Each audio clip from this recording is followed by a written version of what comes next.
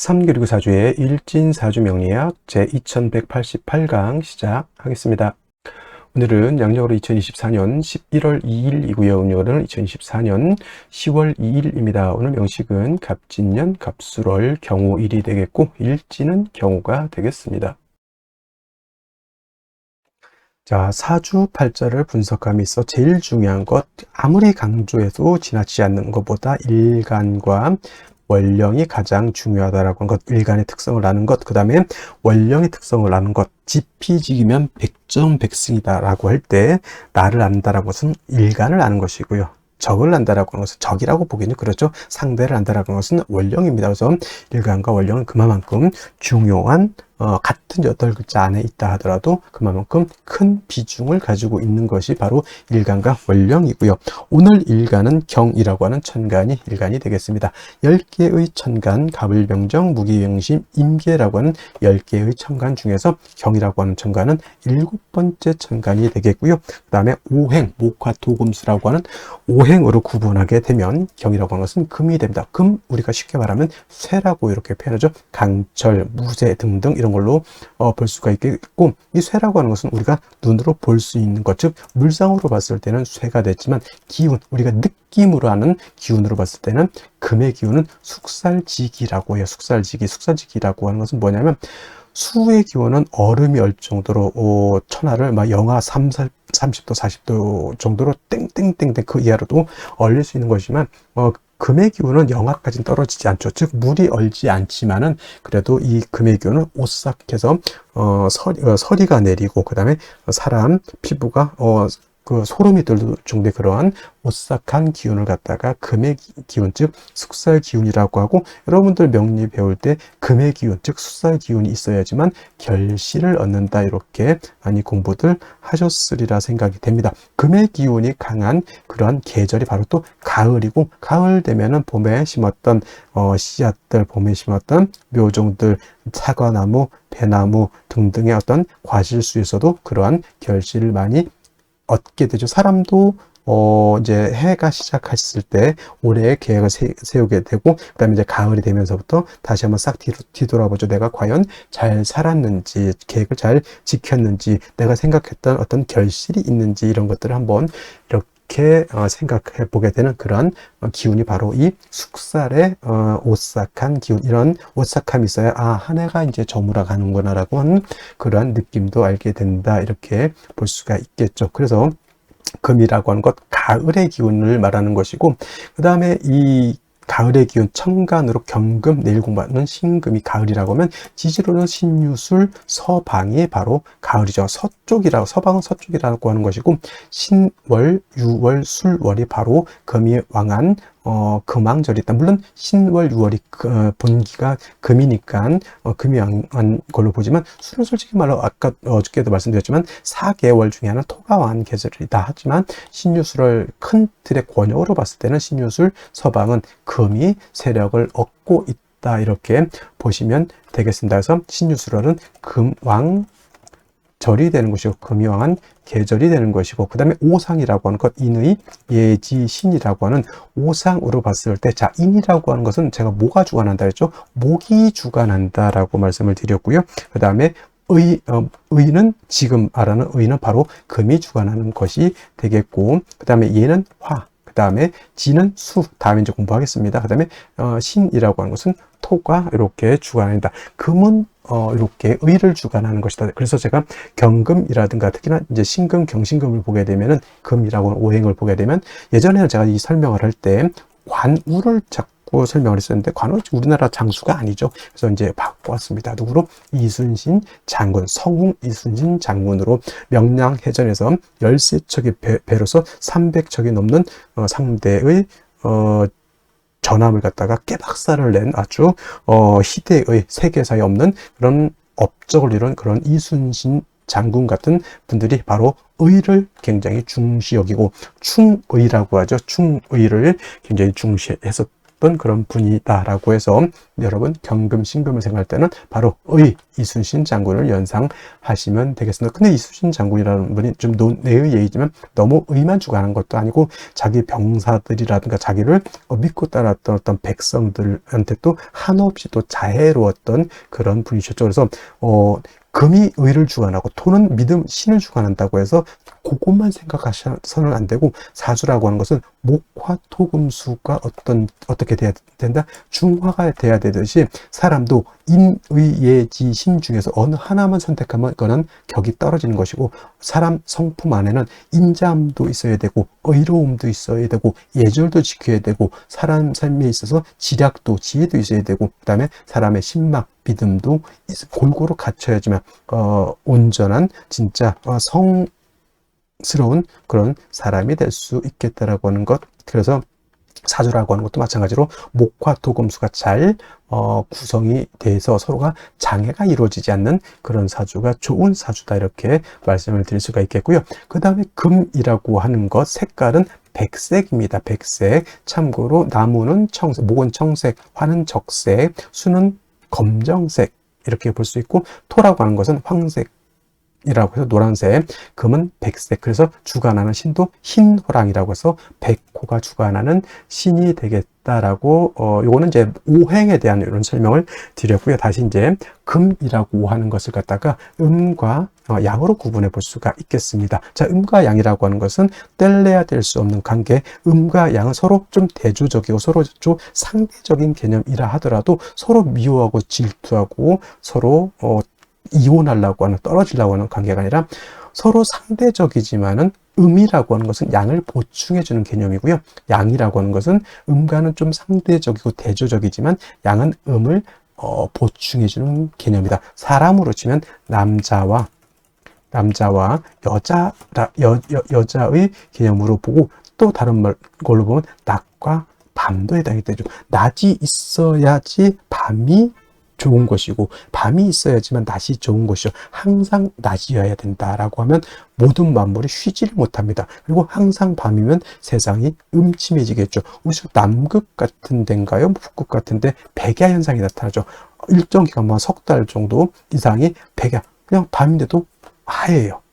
태양 계속 떠 있으니까 사람이 돌아버립니다. 어느 정도 태양이 지고, 우리가 그렇게 살아왔으니까 태양이 뜨고 태양이 지구를 보고 하루가 가는구나 이렇게 보는데, 계속 밤이면 시간이 가는지 시간이 가지 않는지 알 수가 없죠. 시계가 있어야지만 알 수가 있겠다. 해서 음양이라고 하는 것은 서로 대조적이지만 음은 양을 보완해주고 양은 음을 보완해주는 그러한 개념의 것이다라고 이해해 두시면 좋겠고요. 그 다음에 경금이라고 하는 음령으로 구분하게 된 경금은 양금이 되죠. 양의 기운을 가지고 있는 양금이 되는 것이고, 음금이라고 하는 것이 양금이 있으니까 당연히 음금이겠죠. 내일 공부하게 되는 신금이라고 하는 것이 음의 기운을 가지고 있는 음금이라서 양금인 경금과 음금인 신금 같은 금이지만 음양의 차이가 있다. 자, 양금인 경금은 어떤 금이, 양이라고 하는 것은 좀 강하고 거칠고 투박하고 무겁고 단단한 그런 성향의 금이다라고 봤을 때, 음금은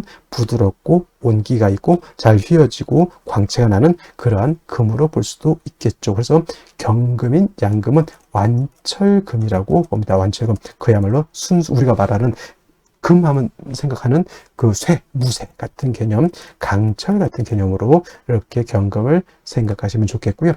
상대적인 음금인 신금은 그야말로 금입니다. 보석 같은 거, 금반지, 금귀걸이 같은, 그 다음에 주옥 같은, 도자기 같은 이런 개념. 여러분 핸드폰 살 때 요즘 핸드폰 너무 비쌉니다. 근데 그 액정이라든가 핸드폰, 우리나라 그 삼성 회사 이름을 대면 안 되겠지만, 어떤 회사는 그야말로 알루미늄 스틸 바디인 것이 있고, 어떤 경우에는 그냥 스틸 같은 재질의 어떤 플라스틱 그 바디가 있잖아요. 그런 개념이죠. 그래서 플라스틱도 광채, 목으로도 보지만 플라스틱도 경우에 따라서는 금으로 볼 수가 있겠고, 은,동 여러 가지, 그 다음에 비철 같은 경우도 다 금으로 보죠. 그 다음에 도자기 같은 경우는 토를 굳혀가지고 금을 만들어낸 거고, 콘크리트 있죠. 콘크리트, 이것도 토를 갖다가 물을 부어가지고 여러 가지 재료로 혼합해서 토생금한 것이 콘크리트, 도자기도 토생금에서 만들어낸 금이다, 이렇게 보시면 되겠죠. 여러분이 쓰고 있는 안경 같은 거 있죠, 다 금인데 경금이 아니라 그런 신금이다라고 이렇게 보시면 되겠고, 경금은 무쇠 강철과 같으면서 원철이라고도 표현합니다. 원철은 뭐냐면 땅에서 금방 캐낸 자연 그대로의 철을 말하죠. 쇠를 말한다.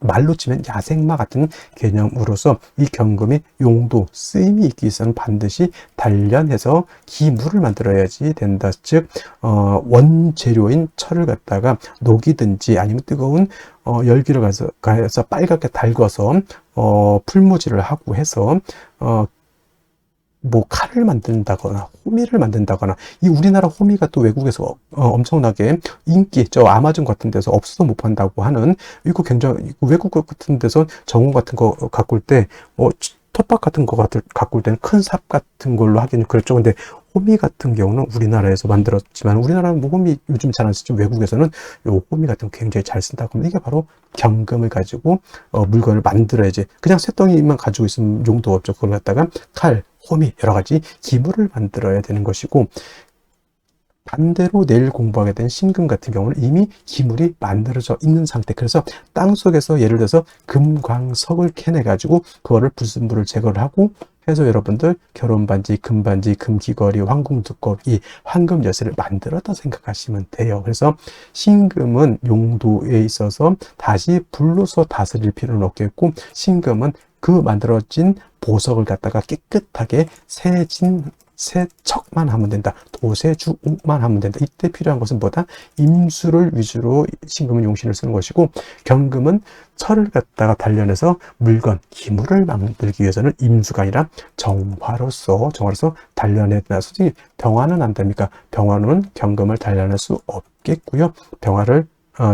경금을 실질적으로 단련할 수 있는 것은 병화가 아니라 정화라고 하는 것 꼭 명심해 두시고, 경금이라고 하는 것이 정화를 쓸 때는 정화 혼자만 있어서는 안 되고 바로 간목이 있어줘야 된다. 제가 정화 설명을 할 때 정화는 뭐와 같다?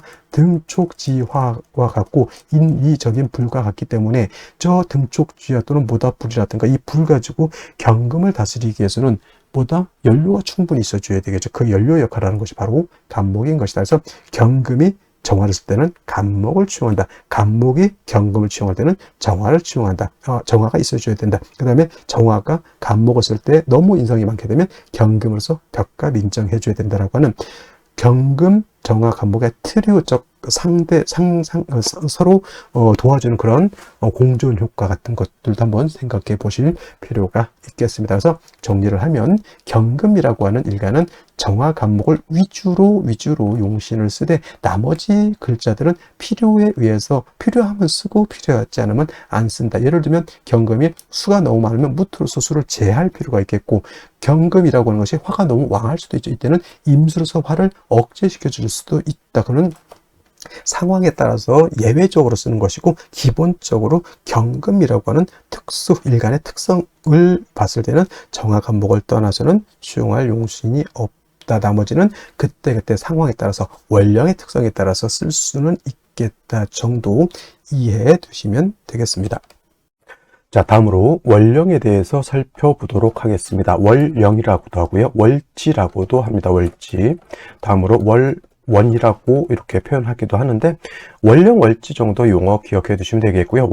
월원이라든가 또는 제강이라고도 이제 이 자리를 표현하는데, 이 월령, 월지, 월원, 제강이라고 하는 것은 다 똑같은 말인데, 월주의 지지를 말한다라고 하는 것. 네 지지가 있죠. 연지가 있고, 월지가 있고, 그 다음에 일지가 있고, 그 다음에 시지가 있는데, 제일 중요한 것, 네 지지 중에서 중요한 것은 바로 이 월령이 된다라고 하는 것. 왜 그럴까요? 계절의 개념을 가지고 있는 것이 네 지지 중에서 바로 이 월지가 해당이 되는 것이고, 이 계절이라고 하는 것은 우리가 쉽게 말하면 추나 추동을 말하죠. 봄, 여름, 가을, 겨울을 말하는 것인데, 이 월령, 월지 안에는 왕세와 한열의 개념을 가지고 있다. 왕세라고 하는 것은 왕상, 휴수, 포태법으로 이렇게 배우죠. 왕상, 휴수, 사까지 이렇게 표현을 하고요. 그 다음에 한열이라고 하는 것은 한난, 조습을 의미한다라고 해서, 이 왕세라고 하는 것, 어떤 오행이 왕하냐 약하냐, 특히나 일간이 왕하냐 약하냐가 굉장히 중요하겠고요. 그다음에 한열, 한난조습이라고 하는 것은 사주가 뜨거운지 차가운지 건조한지 또는 습한지를 알아보는 것이 바로 이 원령을 통해서 우리가 알 수 있다. 그래서 이 원령이라고 하는 것은 일간 다음으로 중요한 그런 개념을 가지고 있는 그런 글자가 되는 것이다 라고 볼 수가 있겠고, 그 다음에 이 왕세라고 하는 것, 그 다음에 한열이라고 하는 것은 반드시 중화를 이루어야 된다. 중화라고 하는 것을 추상적으로 그냥 중화가 좋다. 물론 당연히 중화가 좋겠죠. 근데 무엇을 중화를 시키는지를 알아야 되는 겁니다. 그래서 명리학에서는 왕세와 한열이라고 하는 것을 중화시키는 것을 굉장히 중요하게 여긴다라고 하는 것이고, 그 다음에 지금 이제 술월이 되겠습니다. 원령으로는 술월이 되는 것이고, 그 다음에 술월이라고 하는 것은 절기로 봤을 때는 한로와 상강으로 이렇게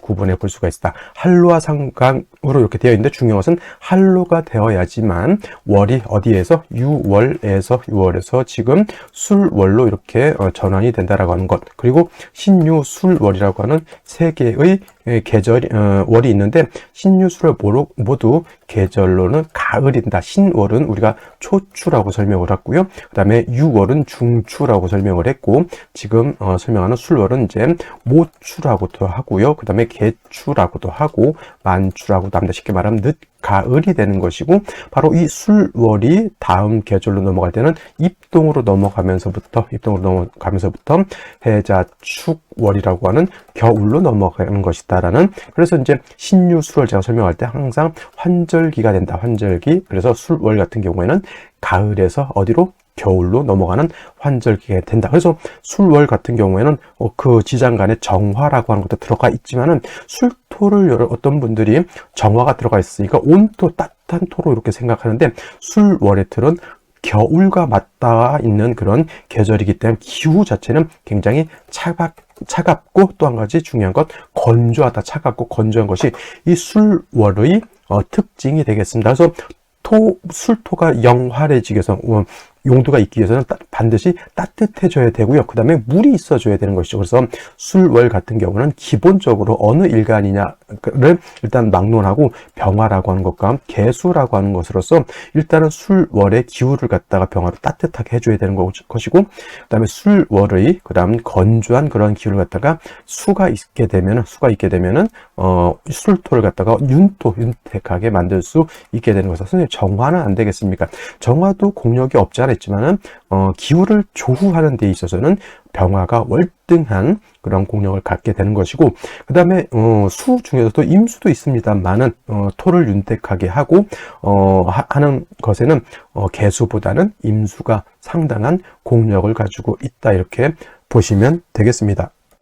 자, 또 다음으로 술월 같은 경우는 토가 왕한 토왕절이죠. 원래는 신유, 술, 서방이라고 해서 원래는 금이 왕한 계절이지만은, 실질적으로 금이 왕한 계절은 요 신유월이 금이 가장 강하죠. 신월은 금의 뭐가 된다 그랬습니까? 금의 인관지가 돼서 왕한 것이고, 유는 금의 제왕지가 돼서 가장 금이 왕한 계절이라고 하면, 술월은 신유술 서방이 있기 때문에 금의 기운이 없지 않아 있지만은, 술월은 기본적으로 토가 왕한 계절이다. 그래서 술토라고 하는 것을 지장간으로 이렇게 보게 되면은 어떻게 되어 있느냐?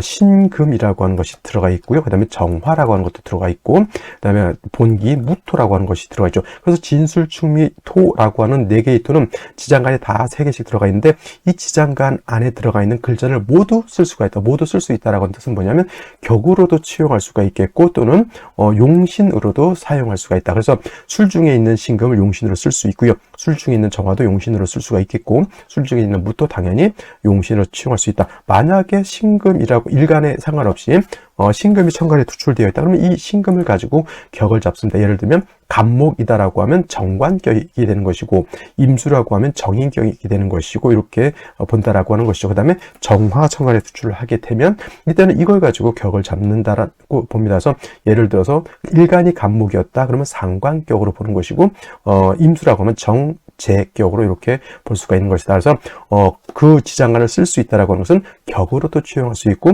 용신으로도 취용할 수가 있다라고 하는 개념으로도 이렇게 보시면 되겠습니다. 그 다음에 또 한 가지 술월이 중요한 것. 술월은 그냥 여러분들 그냥 토라고만 생각하시면 안 되고요. 술월 같은 경우에는 인오술 화국을 형성할 수가 있겠죠. 인오술 화국. 그 다음에 뭐 지지로 진술 축 및 토 등이 다시 많아질 수도 있습니다. 그리고 묘술 합화도 될 수가 있겠죠. 그래서 단지 토만 왕한 것이다라는 생각을 버리시고요. 인오술 화국이 되면 술월이라고 하더라도 화가 왕한 기운을 띠게 되는 것이고, 토가 진술축묘월에 토가 다시 많게 되면 그야말로 토왕절에 토가 다시 토가 이제 왕해지는 것, 묘술 합화도 될 수 있다라고 하는 것. 그다음에 또 한 가지 신유 술방합도 형성할 수 있다. 그래서 술월에 이 토가 왕하지만 뭐 예를 들어서 신금이 이렇게 지지 신금이 이렇게 있다거나 또는 뭐 신유금이 또 있다던가 이렇게 하게 되면 금이 다시 왕해진다라고 하는 것. 그래서 진술축미월은 그냥 단순히 토가 왕하다 이렇게 보시지 말고요. 이 월령하고 타 지지가 어떻게 결합을 하느냐에 따라서 보다 금이 왕해질 수도 있고 수가 왕해질 수도 있고 토가 왕해질 수도 있고 목이 왕해질 수도 있다서 변화가 굉장히 많다. 여기까지 여러분들 생각해 두시면 되겠습니다. 자, 이러한 술월의 일간경금이 태어나게 되면 사주를 어떻게 배합할 것인가. 자, 일간경금이라고 하는 것 말씀드렸던 것처럼 강철과 같습니다. 강철, 정화로서 단련해서 기물을 만들어야지만 용도가 있게 되는데, 경금이라고 하는 것은 반드시 정화만 있어야 되는 것은 아니고 상황에 따라서는 임수를 취용할 수도 있겠습니다. 정화라고 하는 것은 금을 불로 다스려 가지고 강하게 기물을 만든다라고 하면, 임수를 준다라는 것은 금을 갖다가 숫돌 같은 걸로 이렇게 연마하는 걸로 이렇게 생각하시면 되겠습니다. 그래서 상황에 따라서 정화를 쓸 수도 있고 상황에 따라서 임수를 쓸 수도 있겠지만은 가장 좋은 건 역시나 경금이라고 하는 강철은 정화를 취용해서 단련해서 기물을 만든 것이 원칙적인 용도 쓰임이다 이렇게 보시면 되겠는데, 이런 경금이 술월에 태어났죠. 술월이라고 하는 것은 말씀드렸던 것처럼 토가 왕한 계절이다라고 하는 것. 경금이라고 하는 것은 단련, 화를 쓰거나 술을 줘야 되는데 토가 많게 되면 자칫 토다 매금이 될 수 있죠. 경금도 신금도 가장 꺼리는 것은 토가 많아서 토다 매금이 되는 것이고, 또 병화 정화는 토가 많으면 회기무광이 되는 것이죠. 그래서 병정화도 토가 많은 것을 좋아하지 않고요. 경금, 내일 공부하게 된 신금 또한 토가 많아지는 것을 좋아하지 않는다. 그래서 경금, 신금 같은 것이 월령이 진월, 술월, 축월, 진술, 축미, 월 이런 때 토가 많을 때 태어나게 되면 반드시 뭘 생각해야 된다? 토다 매금이 되는지 안 되는지를 먼저 살펴서 토다 매금이 된다라고 하면 그 토를 갖다가 억제시켜주거나 통제시켜줘야 된다라고 하는 것이 필요하죠. 그래서 술월에 경금이 태어나게 되면 먼저 뭐가 필요하다? 간목이라고 하는 장치, 즉 안전장치, 사람으로 치면 보다 보험 같은 거 하나 드는 거죠. 간목이 있게 되면은 토가 많아지는 것을 통제, 억제해서 토다 매금, 즉 토가 많아서 경금이 매금되는 것을 막을 수 있다. 어떤 분들이 이렇게 경금 옆에 이렇게 간목이 있거나 뭐 물론 연간 월간에도 같이 있을 수 있겠는데, 이렇게 하면 뭐 갑경충이라고 해서 일간 경금이 간목을 극한다 이렇게 표현을 하는데, 일간은 뭐다? 심판과 같기 때문에 이렇게 있다고 해서 갑경충해서 간목을 날려버리지 않습니다. 내가 써야 될 아주 필요한 용신, 아주 필요한 연장인데 내가 그거를 갖다 깨박살내서 없애버리겠냐고요. 그렇지 않다. 일간은 임금과 같은 것이고 일간은 보다 심판과 같은 것이기 때문에 일간은 가만히 있는다 이렇게 생각하셔야 돼요. 그리고 간목을 얻게 되면 역시나 토를 갖다 억제시켜주는 역할을 하는 것이다. 그래서 술월의 경금은 안정장치, 보험을 어디에 든다? 간목에 든다. 근데 중요한 것, 술월의 간목이 너무너무 약하다. 경금은 토가 많으면은 토다 매금이 되지만 간목은 토가 많으면 토다 목절이 되죠. 토다 목절. 그래서 사주 중에서 토가 많은 것은 이상하게 문제가 많이 돼요. 목은 토가 많으면 토다 목절이 되는 것이고, 화는 회기무광이 되는 것이고, 그 다음에 일간 무토기 또 토가 많으면은 그런 신왕무일이라고 해서 그것도 좋지 못하게 보죠. 그 다음에 경신금이 토가 많으면은 토다 매금이 되는 것이고, 그 다음에 임수 개수가 토가 많으면 살중신경이 되는 것이니, 이 사주 중에서 어느 오행이 너무, 물론 어느 오행이 다 망하면 문제가 되겠지만, 특히나 토가 많은 것은 역시나 어느 일간이든 간에 좋을 것이 없겠다라고 말씀드릴 수가 있죠. 그래서 경금이 수월에 태어나게 되면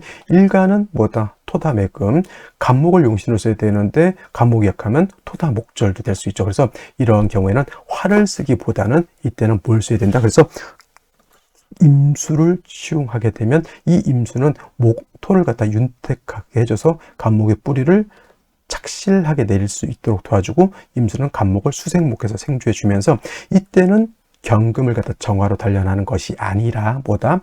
임수로서 경금을 갖다가 세진, 세척 또는 연마한다 이렇게 생각하시면 돼요. 그래서 수월의 경금은 정화보다는 임수를 치용하는 것이 좋다. 근데 여러분 이렇게만 딱 외우시면 나중에 정화를 받는데, 수월의 정화를 받는데 그럼 임수하니까 이상하네 이렇게 보지 마시고, 이런 경우도 예외적으로 있을 수 있겠죠. 예를 들어서 경금이 수월에 태어났지만 토가 많은 것이 아니라 금이 이렇게 많을 수도 있죠. 경신일주 이런 식으로 이렇게 되게 되면은 원칙론적으로 들어와서 이거는 간목으로 정화 경금을 쓸 수 있다 이렇게 보시면 돼요.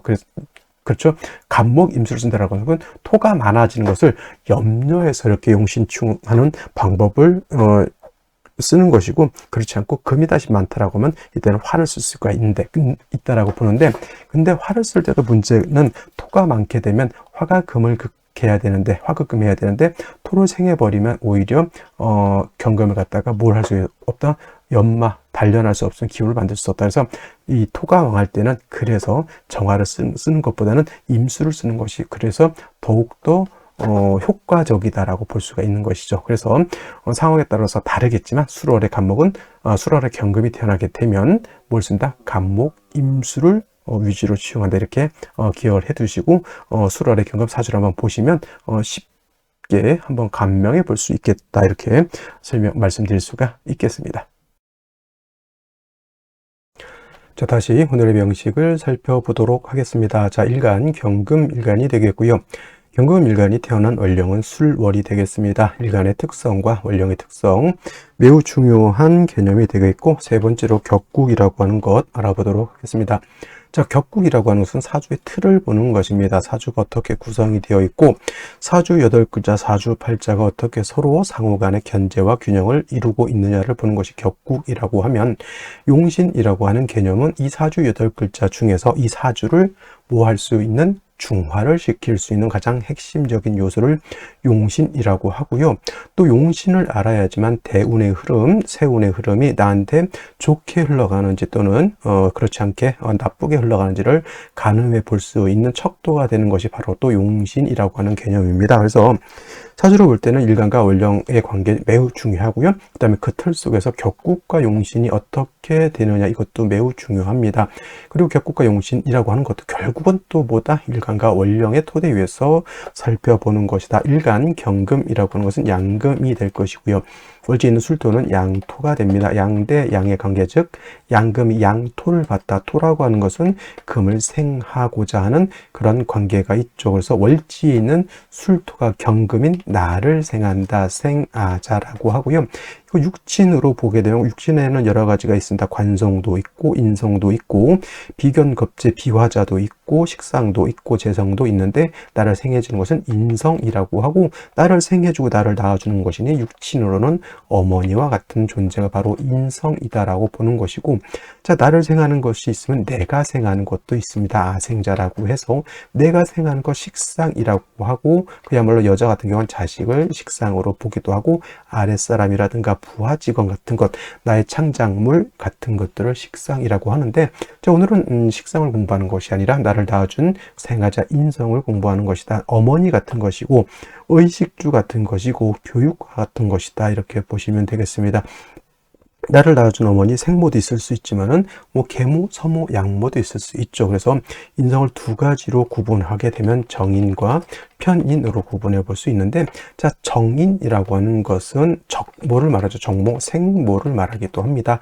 그래서 정인은 일간과 인성과의 관계가 양대 음의 관계 또는 음대 양의 관계가 성립이 돼서 음양의 조화가 맞으면 정인이라고 하는 것이고, 편인이라고 하는 치우칠 편자죠. 치우친 인성이라고 하는 것이고, 우리가 실질적으로 이제 뭐 통변할 때는 계모, 서모 또는 뭐 양모 같은 개념을 보는데, 이 치우친 편인이라고 하는 것은 일간과 인성과의 관계가 오늘처럼 양대 양의 관계 또는 음대 음의 관계가 성립이 되면 편인으로 이렇게 볼 수 있죠. 그래서 경금이 술월에 태어나게 되면 편인 격이 되는 것이다 라고 볼 수 있는데, 이렇게 여기까지만 보면 안 되고 술토 안에 지장간까지 우리가 훑어서 살펴볼 필요가 있겠습니다. 초기로 신금, 중기로 정화가 있고요, 본기로 무토가 있는데, 신금은 투출된다 하더라도 뭐 이걸 검색격으로 보지 않고 신금이 투출하면 그냥 편인격으로 보게 되는데, 만약에 정화가 투출되는 경우가 있습니다. 이거는 정화 가지고 격을 잡을 수 있죠. 정화로 격을 잡으면 뭐가 됩니까? 양금이 화를 받죠. 화는 금을 극하는 관계, 화극금의 관계니까 나를 관리하고 나를 통제하는 것이죠. 정관격으로 이렇게 볼 수가 있겠다라고 하는 것. 그래서 술월에 경금이 태어나게 되면 일단은 편인격과 정관격 이 두 가지를 볼 수가 있겠다. 그 다음에 술월은 토왕절이 되죠. 그리고 술토라고 하는 것은 토 중에 지지로 진술, 축, 미토가 있는데, 이 중에서 술토와 미토는 건토가 되는 것이고, 축토와 모는 진토는 이거는 습토가 되는 것이죠. 그래서 술월이 비록 인성이긴 하지만 건토는 금을 생하기가 어렵다. 이거를 다른 말로 건토는 생금 불능이다 이렇게 표현을 하죠. 건토는 금을 생하, 단지 술 안에 지장간 신금이 있기 때문에 경금이 술에 통근은 할 수 있습니다만은 술토가 경금을 생하지는 않습니다. 그래서 이렇게 약간 무정한 생이다. 유정과 무정인데, 오늘 이렇게 술월의 경금은 약간 무정한 생이 될 것이다 이렇게 볼 수 있습니다. 그리고 이제 경금 같은 경우에는 정화로서 단련하고 간목으로서 정화를 보좌해 주는 그런 관계가 돼야 되는데, 술월의 토왕절에 다시 무기토가 많아지게 되면 오히려 경금을 오금시켜야 된다. 오금이라고 하는 것은 경금을 더럽힌다라고 하는 것이고, 심하면 토다 매금도 될 수 있기 때문에 이것을 경금이 술월에 태어나게 되면 매금되는 것을 가장 꺼리게 된다 보죠. 그래서 술월의 경금은 물론 정화를 보는 경우도 있겠지만 일단은 간목이라고 하는 것을 얻어서 이 왕한토를 갖다가 억제시켜주지 못한다고 하면 왕토와 경금을 오금, 심하면 매금까지 시킬 수 있게 되는 그런 구조가 된다. 그래서 간목을 얻어서 술토, 토가 많아지는 것을 억제하는 것이 필요하겠는데, 술월의 경금은 원령에 통근할 수 있다라고 하지만 간목 같은 경우 술월에 약하죠. 자칫 토가 많아지게 되면 간목도 뭐가 될 수 있다? 토다 목절이 될 수 있다. 그래서 간목만 있어서는 안 되고 반드시 임수를 얻어서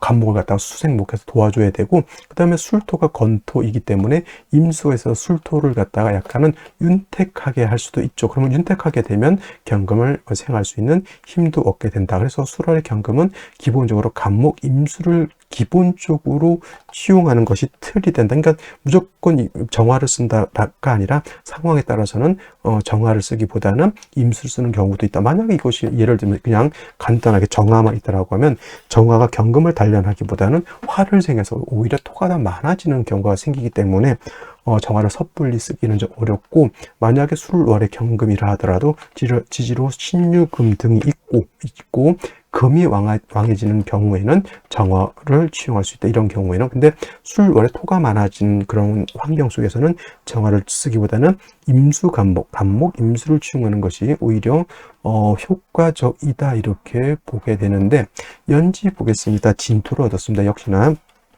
토가 다시 많아지는 그러한 단점이 없지 않아 있다 이렇게 볼 수 있죠. 자, 근데 이거 아까 말씀드렸던 것처럼 진토는 습토가 되는 것이고 술토는 건토가 되는 것인데, 둘이 진술충이 되게 되면 진중에 있는 개수, 을목이 땅속에 매몰되기 때문에 이것 또한 역시나 수기가 부족한 건토가 될 수 있겠다라고 볼 수. 인성이 많아지는 것은 물론 토생금이 할 수도 있겠지만은 경금 입장에서 토왕들의 토가 많아지는 것은 매금 또는 오금의 의뢰가 있다라고 하는 단점이 오히려 더 크다 이렇게 보시면 되겠고, 1.5화를 봤습니다. 오술합이 아니라 이건 진술충이 되기 때문에 오술합이 되지 않고 그냥 5화를 취용할 수는 있지만은 역시나 사주 자체가 너무 건조하다라고 하는 것, 진술충이 됐기 때문에 신중에 있는 신금도 매몰됐죠. 그러면 경금이 술에 통근하기도 어렵다. 단지 그냥 마른 땅이 있을 뿐이다. 그러면 경금이 왕하다고 봐야 되는 거예요. 이거는 약하다고 봐는 거예요. 이거는 약하다고, 술중 토가 인성이 있다 하더라도 이거는 경금이 이렇게 왕하다고 보기는 어려운 환경이다. 이런 거를 잘 가늠할 수 있어야 사주를 명확하게 볼 수 있게 되는 것이, 연월간의 간목 두 개가 있어서 토를 억제해 주지만 역시나 목이라고 하는 것도 물이 있어서, 수가 있어서 목을 생해 주어야지만 간목이 토를 제어할 수 있죠. 쉽게 말하면 포크레인이 땅을 파야 되는데 기름이 없으면 포크레인이 작동을 안 하는 것 같다. 간목이 있으면 당연히 물이 있어서 간목을, 뿌리를 촉촉하게 윤택하게 해줘서 간목이 살아야지만 토를 억제하게 되는데, 물이 없으면 고목 말라 죽은 나무는 오히려 화를 생하고 화는 오히려 토를 생할 뿐이다, 이렇게 볼 수가 있는 것이죠. 그래서 이렇게 보게 되면 경금 자체가 토왕절이라고 해서 왕하게 보기도 어렵고요. 그 다음에 또 수가 없다라고 하는 것도 오늘 명식에서는 좀 단점이 된다, 이렇게 볼 수가 있는 겁니다. 자, 여기까지만 살펴보시고, 자, 생시 한번 알아보도록 하겠습니다. 자, 생시 보도록 하겠습니다. 제일 먼저 병자시를 보도록 하죠. 자, 병자시가 되면 진술충이 돼서 토가 많아졌죠. 사주는 건조해집니다. 5가 있기 때문에 5에 뿌리든 병화 투출되어 있는 사주가 건조이죠. 당연히 수로서 건조한 국세를 갖다가 윤택하게 하고 간목에 뿌리를 배양해 줘야 되는데, 이렇게 좌우충이 되면은 자중에 있는 개수, 우중에 있는 화도 서로 상처를 크게 받죠. 그러면 지지를 보죠. 진술충, 좌우충. 이거 뭐라고 표현해요? 사지전충이라고 해서 지지로 이렇게 충이 많게 되면 결코 좋게 볼 일이 없다. 이거 어떤 분에도 오술합이 되니까 좌우충, 진술충이 무충이 되어야 돼, 이렇게 보시는 분들도 있는데 아닙니다. 이건 진술충의 좌우충 제대로 갖췄다, 이렇게 보시면 되겠고, 그러면 어떻게 된다? 병자시는 좋다 나쁘다, 안 좋다, 이렇게 보시는 거고요. 병술시가 되긴 진술충, 이건 충이 되집니다. 오술합이 되죠. 사주에 뭐가 없습니까? 물론 금도, 일간이 금이니까 큰 문제, 사주에 수가 없다라고 하는 큰 단점이 있다. 이거 시 문제가 되는 것이고, 정축시 같은 경우에는 조금 그래도 좋게 볼 수 있는 것은, 진술충이 됐다 하더라도 이 축토는 습토이기 때문에 경금이 여기다 통근할 수 있죠. 생도 받을 수 있습니다. 오중정화 투출되어 있죠. 간목이 생해주고 있습니다. 그래서 요거는 좀 일간이 좀 약간 조금 단점이 없지 않 있지만, 이거는 사주 뭐를 갖췄다? 국세는 잘 갖춘 사주가 된다. 그래서 오늘 중에서는 한 가지 생시가 더 있긴 하지만, 정축시 같은 경우에는 제가 봤을 때는 오늘 날짜에 한해서만 봤을 때는 괜찮은 생시라고 보여지고요. 무인기묘시 같은 경우에는 토왕절에 다시 토왕절에 다시 기토 투출되는 것은 좋게 볼 수 없습니다. 인의 뿌리를 등 이제 간목 두 개 인의 뿌리를 두지만은 역시나 수가 없으면 목은 힘을, 아무리 개수가 3개라 하더라도 힘을 쓰기가 좀 어렵죠. 그래서 이것도 수기가 부족한 아주 큰 단점. 기묘시 마찬가지. 경진시 같은 경우에는 이건 진술충이 되지만 이거는 진술충이 되지 않죠. 진중 개수 쓸 수 있습니다. 뭐 경금이 있어서 뭐 수를 생하고자 하는 마음은 있지만 진중의 개수 요거밖에 없죠. 5화가 있게 되면 경금을 단련할 수 있다. 아까 정축하고 약간 구조는 정축하고 경진하고 좀 비슷해 보이지만은 오히려 경진보다는 정축이 조금 더 좋습니다. 왜냐하면 경금이 여긴 통근하지만 진에는 경금이 통근할 수가 없겠고, 5의 뿌리를 둔 정화가 여기는 투출되지만 이거는 정화가 일지 있는 5화밖에, 오중 정화밖에 없다라고 하는 문제도 없지 않아 있습니다. 그래서 저라면 경진시, 정축시 둘 중에서 어떤 것 하면 당연히 정축시를 선택하는 것이 좋을 것이라 생각이 되고요. 자, 신사시가 되면 일단 진술충은 어쩔 수 없습니다만은 5화 4화를 봤기 때문에 사주가 건조하죠. 역시나 이것도 수기가 부족한 단점이 없지 않아. 이거는 생각해 볼 게 있습니다. 경금 사이는 통근이 가능하죠. 사중 경금이 있기 때문에. 하지만 역시나 이거는 거의 뭐 진술충에 거의 지지로 화국을 형성했다, 이렇게 볼 수 있죠. 물론 화국이 형성됐다라고 해서 한여름처럼 뜨겁진 않습니다. 수월이기 때문에. 그래도 화가 왕해져 있는 상태에서 수가 부족하다라고 하면 어떻게 돼요? 경금 입장에서는 화의 극을 봤는데 통제 장치가 없는 것과 같다 이렇게 보시면 되겠고요. 임오시 또는 개미시 같은 경우에는 임수천간이 투출되어 있죠. 개수도 투출 이건 그냥 천간이 부로 됐다 그래요. 있지만 지지에 뿌리 없죠. 진의 뿌리를 원래는 둬야 되는데 진술충을해서 진중 개수가 깨박살이 났기 때문에 통근처가 없어졌습니다. 그래서 임수 또는 개수가 있다 손 치더라도 이거는 없는 것과 같다. 그러면 예를 들면 둘 중에 하나 어떤 걸 선택할까요? 라고 봤을 때는 글쎄요, 저라면은 뭐 개수를 얻는 것보다는 저는 임수를 얻는 것이 좋은데 역시나 임오시나 개미시나 사주의 중화를 이루지 못한 것은 똑같다. 차라리 정축시가 좋다 이렇게 보는 것이 맞겠고요. 그다음에 또 한 가지 갑신시 이렇게 보게 되면은 이것도 제가 정축시하고 마찬가지로 그래도 오늘 중에서는 선택해 볼 만한 그런 생시라고 보는 것이 갑신시입니다. 이거는 왜 그러냐면 일단은 경금이 신에 통관할 수 있죠. 신 중에 있는 임수를 쓸 수가 있습니다. 진술충에 대해서 토가 많다 하더라도 간목 3개가 있기 때문에 물론 간목에 뿌리가 없는 것도 좀 단점이 있긴 하더라도 그 다음에 오화를 가지고 있죠. 이것도 마찬가지로 경금이 세력을 얻었죠. 정축시도 미약하지만 경금의 축의 뿌리를 얻었죠. 오중정화로 이거 단련할 수 있죠. 얘는 정화가 투출되어 있죠. 뭐 정화가 있을 때 간목으로 또 정화를 생해 줄 수도 있죠. 그래서 오늘 중에서 저는 정축시 아니면 갑신시다. 뭐 관을 중시하면 정축시, 일간의 뿌리를 중시하면 저는 관을 중시하면 정축시, 일간의 뿌리를 중시하면 갑신시를 선택하는 것이 좋을 것이다. 이렇게 보여주는데 저라면은 일간의 뿌리를 좀 더 중시 봅니다. 그래서 정축시, 갑신시 두 중에 하나를 골라야 된다라고 하면 저는 갑신시를 선택하겠고요.